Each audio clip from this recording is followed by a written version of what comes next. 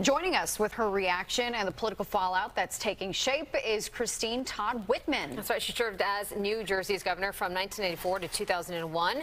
Thanks so much for joining us. Oh, my pleasure. First off, just your reaction to this verdict today. Well, the justice system played out. Those jurors were there listening to testimony for days, and then they deliberated for hours, and they found him guilty, and that's what he is then. He is a convicted felon, and he should step aside.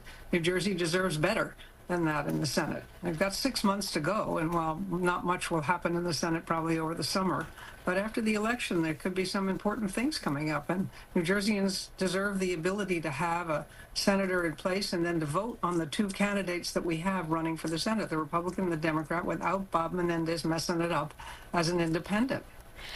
I mean, yeah, I think that is the first thing that came to my mind is, like, you know, as we're speaking right now, he is a sitting U.S. senator who has refused multiple requests from colleagues to resign. I mean, what are the people of New Jersey being deprived of, you know, as he's sitting there now guilty? Well, first of all, it's not a very good look for the Senate, and it's certainly not a good look for New Jersey to have a convicted felon, particularly when you think about what he was accused and convicted of. I mean, part of that was national security. This is serious. He should not be in the Senate. If he is someone who has compromised our national security, which that's what the jury found, then he ought to be out. And there should be no question about it. But we seem to be right now, his arrogance is keeping him there, and the rest of the Senate has got to step up and act.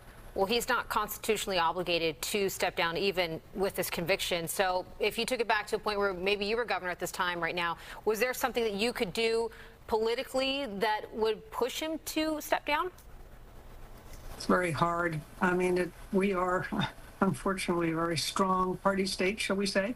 There are only the two parties, and they're both very strong, and they are run by small groups of people, which is why I'm no longer really affiliated with the Republican Party. I'm a forwardist because I believe that everybody should have choices, and we should have people in office who want to solve problems, aren't just trying to keep their office because they can milk it for what they can get out of it. But, you know, I'm at heart a Republican. I've been a Republican all my life. And this is something that it just denigrates the entire political system. You know, it makes us all look bad. It's not good for anybody, not good for New Jersey, not good for the country to have this kind of stuff going on. And, you know, he's been judged guilty by a jury of his peers who spent a long time analyzing this. So I believe in their ultimate conviction. Yeah, we know that he's going to appeal. He's threatened to run as an independent. He's up for re-election in November. I mean, polls have shown that New Jersey voters are turning their backs on him.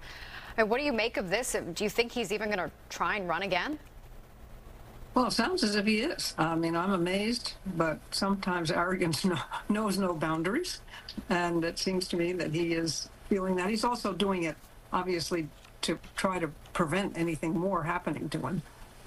Maybe a way to distract, to push the sentencing off. I don't know what's going on in his mind. But if he really cared, as he said so defiantly outside the courthouse, that he cares about America and that he's never done anything to compromise it, then now, as a convicted felon, he should step aside, and he knows that. Any words of advice to his wife, who's, I guess, sentencing, or not sentencing, her trial now pushed off indefinitely?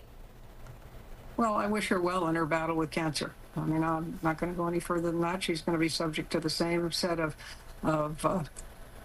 information and of what the prosecutors have. But right now, she's got to concentrate on getting healthy. All right, Todd Whitman, former governor, former New Jersey governor, we appreciate you chatting with us today. Good to be with you.